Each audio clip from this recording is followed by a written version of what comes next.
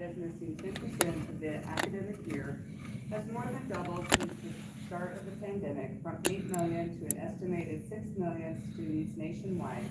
And absenteeism is especially high among students and families that were most adversely impacted by the pandemic. And whereas chronic absence, no matter its cause, has real-life consequences for students, families, and society as a whole, research shows that starting at as early as preschool and kindergarten, chronic absence can leave third graders unable to read proficiently, sixth graders struggling with coursework, and high school students off track for graduation. And whereas chronic absence can significantly reduce and engagement increase when city leaders, schools, families, and community partners work together to monitor data, nurture belonging in school, and promote regular attendance and routines. And whereas reducing absence results in stronger economies, better schools, and safer communities. Now therefore, the City Council of Alliance, Nebraska does hereby proclaim the month of September as School Attendance Awareness Month. In the City of Alliance, we urge all citizens to encourage children to attend school regularly.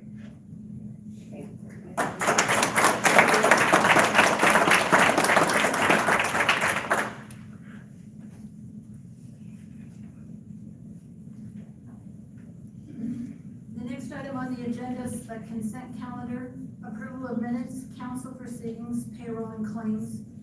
Resolution number 24-80, Nebraska Department of Transportation State Compliance. Resolution number 2481, 2024-25 charge-offs.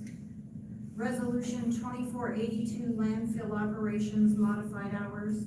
Resolution number 2483, grant application, and resolution number 2484, municipal hall janitorial bid award. Mr. Mayor, we do have an amendment to resolution number 24-81 with regard to charge-offs. The charge-off amount increased slightly from $104,557.20 to $104,633.74. I make a motion that we approve the consent calendar with this amendment. Second. We have a motion and a second. Is there any discussion on the consent calendar? Hearing none, will the clerk call the roll? Councilman Weisgerber, Yes. Councilman Liptak, Yes. Vice Mayor Mashburn, Yes. Councilman Mishnick, Yes. and Mayor McGehee. Yes.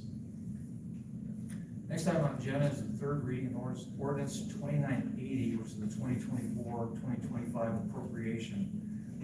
This item is on the agenda for discussion purposes. We're unable to take action on it tonight. We have to wait for the state form to be filed, but I would open it up for discussion. Let me read the narrative first, and then we'll open up for discussion. The submitted overall budget ordinance in front of the council today is nearly $51.6 million before transfers. That's down $4 million from last year's budget and $4.2 million from the first reading of the budget. The proposed budget is balanced in that planned revenue is greater than or equal to expenditures. The budget ordinance reflects planned expenditures. This does not include all transfers or loans as reflected in state reporting forms. City non-exempt employee salaries are budgeted with a 2.5% cost of living adjustment, and city exempt employees with a flat $1,000 cost of living payment, or approximately $242,690 increase in salaries only, to bring total salaries to just under $10 million. Police and dispatch are slated for a 3.25% adjustment as per the most recent FOP contract. Full-time equivalents are budgeted to change as follows. The former executive administrative assistant / tourism director is replaced with a secretary assigned to the Human Resources Department. 2 part-time transit drivers will be replaced by 1 full-time transit driver. There'll be the addition of a metering and load technician for the electric department, and the addition of a heavy equipment operator at the landfill for a net increase of 2.33 FTEs, bringing the total authorized strength to 117.6 full-time equivalents, not including seasonal employees.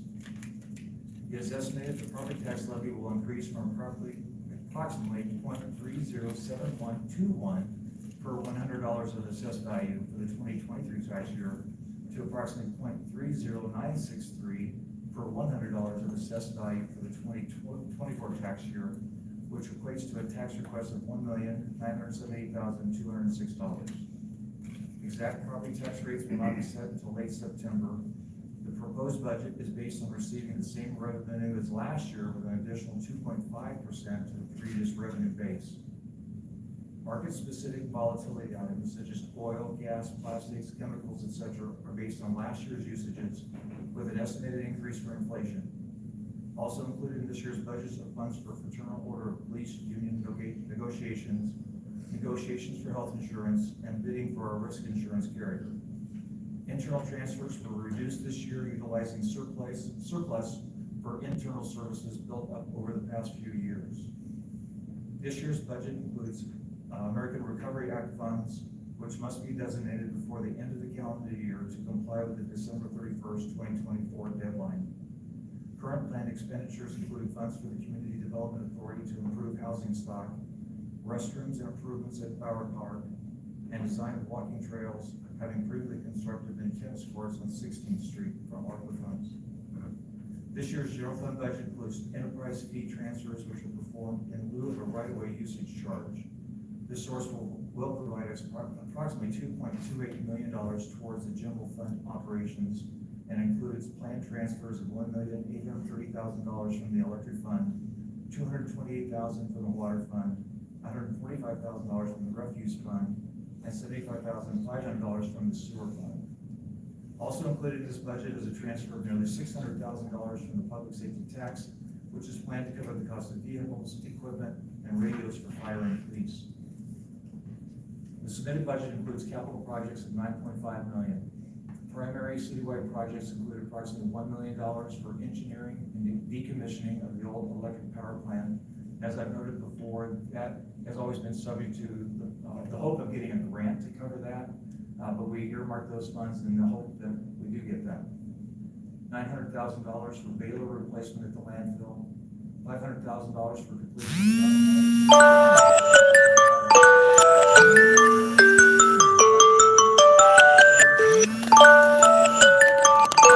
$300,000 for the purchase of a new ambulance, which is a carryover from last fiscal year, also partially covered by a grant. Due to high interest rates and availability of cash in the electric fund reserves, it is proposed to borrow from the electric fund for capital improvement projects for the water, refuse, and airport departments. The budget includes the following approximate increases for fees and utilities. Water, sewer, and refuse are budgeted to go up approximately 5%. Golf fees are projected to go up approximately 5%.